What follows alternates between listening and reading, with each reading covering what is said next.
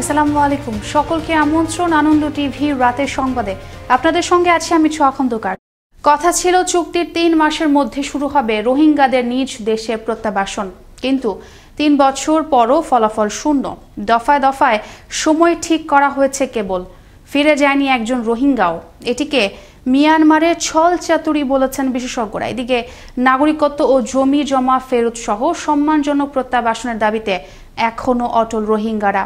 অন্যদিকে এবছরের মাঝামাঝি সময়ে মিয়ানমারের রোহিঙ্গাদের ফেরত নেয়ার কথা থাকলেও সাম্প্রতিক সময়ের সেনা অভ্যুত্থানে রোহিঙ্গা প্রত্যাবাসন নিয়ে ভিন্ন মত বিশ্লেষকদের। কক্সবাজার থেকে ইস্তেফ ফারুকের প্রতিবেদনে আরও জানাচ্ছেন মোস্তফা কামাল তোহা। 2017 সালের আগস্টের শেষে ও তার আগে বাংলাদেশে পালিয়ে আসা রোহিঙ্গাদের সংখ্যা এখন 14 লাখেরও বেশি। রোহিঙ্গাদের ফিরিয়ে নিতে আন্তর্জাতিক চাপ অব্যাহত রাখে বাংলাদেশ।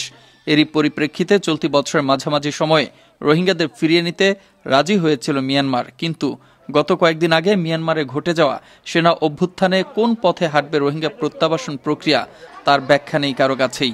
সংশ্লিষ্টরা উখিয়ার টেকনাফ থেকে রোহিঙ্গাদের চাপ কমাতে ভাষাঞ্চলে স্থানান্তরে বিগত কয়েক মাস ব্যস্ত সময় পার করে সফল হলেও প্রত্যাবাসন প্রক্রিয়া ঝুলে থাকার বিষয়টি এখনও পরিষ্কার। আর সামরিক অভ্যুত্থান এটিকে আরও অনিশ্চয়তার পথে ঠেলে দিয়েছে কিনা তাও ভাবার সময় এসেছে এখন। আর রোহিঙ্গারা সেই পুরনো দাবিতে এখনো অটল। তইলে কিনা আরার নিশিরিটিয়ান আরার হক্কান আরা পাইলে আরাতে এখন যাইতে মন ইয়ানতা আরার দেশ ন আরার দেশত আরা যাইবিল্লা বেশি আজুগরির আরা হামাকা যাইমু ঠারাসা দিলি আর দেশত আর হকান দিয়ারে আর দেশের মাঝে আর কিছু দিলে আর এখন যাবে লাগুন তৈরি আছে।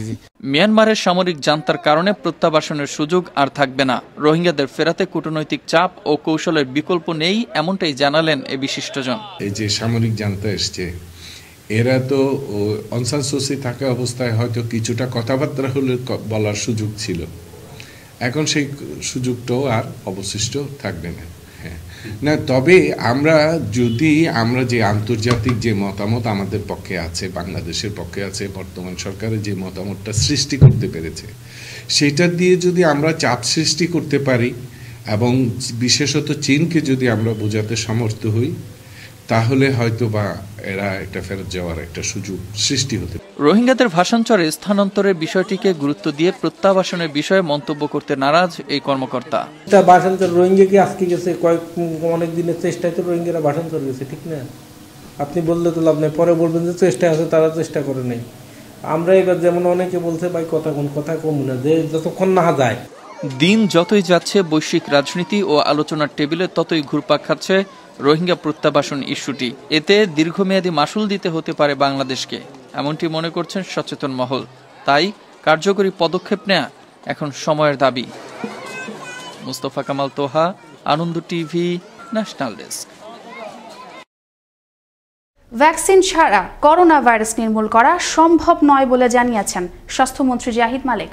মঙ্গলবার রাজধানীর একটি অভিজাত হোটেলে আয়োজিত বিশ্ব এনটিডি দিবস উদযাপন উপলক্ষে আলোচনা সভায় কথা বলেন তিনি। ভ্যাকসিন প্রয়োগে দেশে কিছু মানুষ বিভ্রান্তি ছড়াচ্ছে বলেও মন্তব্য করেন মন্ত্রী। এ সময় টিকা নিতে সবাইকে উৎসাহিত করতে জনপ্রতিনিধিদের প্রতি আহ্বান জানান তিনি। চলতি মাসের 7 ফেব্রুয়ারি থেকে দেশব্যাপী শুরু হবে ভ্যাকসিনেশন কার্যক্রম। সোমবার গভীর রাতে বাগেরহাট জেলার সদরের এক জুয়েলারির দোকানে ঘটল স্বর্ণালংকার লুটের ঘটনা। দরজা ভেঙে ভেতরে ঢুকে সিন্দুক থেকে 100 ভরি স্বর্ণ নিয়ে উধাও হয়ে যায় অজ্ঞাত একদল দুষ্কৃতিকারীরা। এ ঘটনায় গুরুত্ব দিয়ে পুলিশের একাধিক টিম কাজ করছে বলে জানায় জেলা পুলিশ সুপার। সিসিটিভির ফুটেজ বিশ্লেষণ সহ আনুষঙ্গিক তদন্তপূর্বক অপরাধী শনাক্তের কাজ চলছে বলেও জানান পুলিশ সুপার। কুড়িগ্রাম জেলায় সর্বনিম্ন তাপমাত্রা রেকর্ড করা হলো 7 ডিগ্রি সেলসিয়াস। এদিকে গত 2 দিন ধরে তাপমাত্রা নামতে থাকায় চরম দুর্ভোগে পড়েছেন হতদরিদ্র ও নিম্ন আয়ের মানুষজন।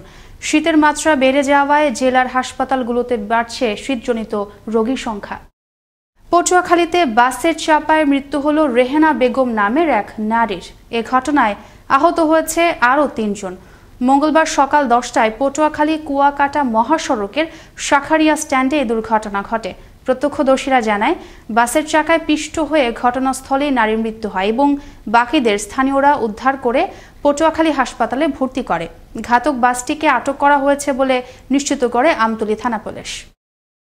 খুলনা শিক্ষা প্রকৌশল অধিদপ্তরের খুলনা জোনের নির্বাহী প্রকৌশলী শেখ নাসিম রেজার দুর্নীতি, অনিয়ম এবং উৎকোচ গ্রহণ সহ বিভিন্ন অভিযোগে কাজ বন্ধ করে দেন সংশ্লিষ্ট দপ্তরের ঠিকাদাররা। নির্বাহী প্রকৌশলীর স্বেচ্ছাচারিতা ও ক্ষমতার অপব্যবহারের অভিযোগে ঠিকাদাররা তার অপসারণের দাবিও জানান। মঙ্গলবার দুপুরে খুলনার দৌলতপুরের শিক্ষা প্রকৌশল ভবনের সামনে ঠিকাদাররা অবস্থান কর্মসূচি ও বিক্ষোভ প্রদর্শন করে এ দাবি জানান। দাবি হচ্ছে অনতিবিলম্বে এই নির্বাহী প্রকৌশল খুলনা জোনের এই মিস্টার নাসিম রেজাকে অপসারণ করা। বগুড়ার পৃথক এলাকায় হোমিওপ্যাথির ফার্মেসি থেকে সংগ্রহ করা বিষাক্ত অ্যালকোহল জাতীয় মদ পানে 2 দিনে মৃত্যু হলো 11 জনের। এ ঘটনায় 3টি হোমিওপ্যাথি ফার্মেসির মালিক সহ একাধিক জনের বিরুদ্ধে সদর থানায় মামলা করেছেন নিহতদের এক স্বজন। তবে মৃতদের স্বজনরা বলছেন হার্ট অ্যাটাকে মৃত্যু হয়েছে কারো কারো। এ ঘটনায় মেডিকেল রিপোর্ট দেখে তদন্ত সাপেক্ষে দোষীদের বিরুদ্ধে ব্যবস্থা গ্রহণের কথা জানায় পুলিশ। বগুড়া থেকে বাঁধন কর্মকার কৃষ্ণ প্রতিবেদনে আরো জানাচ্ছেন নয়নমণি। 31শে জানুয়ারি রবিবার রাতে পুরাতন বগুড়ার ঋষিপল্লীতে এক বিয়ের অনুষ্ঠান উপলক্ষে হোমিও হল থেকে সংগ্রহ করা অ্যালকোহল জাতীয় মদ পান করে কয়েকজন। রাতে বাড়িতে ফিরে অসুস্থ হয়ে পড়লে বিষক্রিয়ায় ঋষিপল্লীর সুমন, তার বাবা প্রেমনাথ ও চাচা দেবনাথ মারা যায়। একই রাতে এবং পরদিন সোমবার ও মঙ্গলবার পর্যন্ত এ ঘটনায় শহরের বিভিন্ন এলাকায় 2 দিনে চিকিৎসাধীন অবস্থায় সর্বমোট 11 জনের মৃত্যু হয়। তবে নিহতের পরিবারের কারো কারো দাবি হার্ট অ্যাটাকে মৃত্যু হয়েছে তাদের। সারাদিন অসুস্থ ছিল, মনে হয় যে রাত 11:30টার সময় আমার মামা মারা গেছে। হার্টে যখন বসে পড়ে সে হঠাৎ করে বমি করে। তো বমি করার অবস্থায় আমরা মেডিকেলে নিয়ে গেছি, যাই ওখানে দেখেন আমরা এখানে হার্টের চিকিৎসাই করছি, অন্য কোনো চিকিৎসা করি নাই। এ ঘটনায় বিষাক্ত অ্যালকোহল জাতীয় মদ পানি তাদের মৃত্যু হয়েছে কিনা তা মেডিকেল রিপোর্ট দেখে তদন্ত সাপেক্ষে দোষীদের বিরুদ্ধে ব্যবস্থা গ্রহণের কথা জানালেন পুলিশ। এখন পর্যন্ত যেসব কথা উঠে আসছে এই বিষয়গুলো নিয়ে আমরা তদন্ত করছি। যদি এই ধরনের কোনো বিষয় আমরা পাই সেসবের বিরুদ্ধে আমরা আইনগত ব্যবস্থা নিব। যে 3টি হোমিও হল থেকে মদ কিনে খাওয়ায় এই মর্মান্তিক মৃত্যুর অভিযোগ উঠেছে সেই খান হোমিও, পারুল হোমিও এবং পুনম হোমিও হলে এখন তালা ঝুলছে। প্রতিষ্ঠানটির সঙ্গে সংশ্লিষ্টরা এখন পালিয়ে বেড়াচ্ছে। তাদের গ্রেফতার করতে পুলিশ তৎপর রয়েছে। এ ঘটনায় বগুড়া সদর থানায় ফার্মেসির মালিক সহ একাধিক জনের বিরুদ্ধে মামলা দায়ের করা হয়েছে। নয়নমণি, আনন্দ টিভি, ন্যাশনাল ডেস্ক।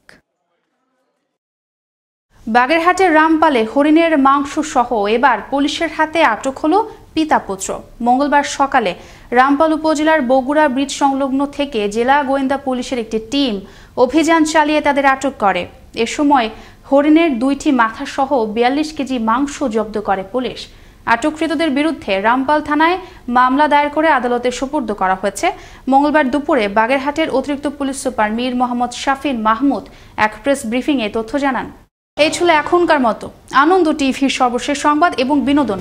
সবার আগে দেখতে ভিজিট করুন www.facebook.com/AnondoTVBD এই পেজে। ধন্যবাদ সকলকে, শুভরাত্রি।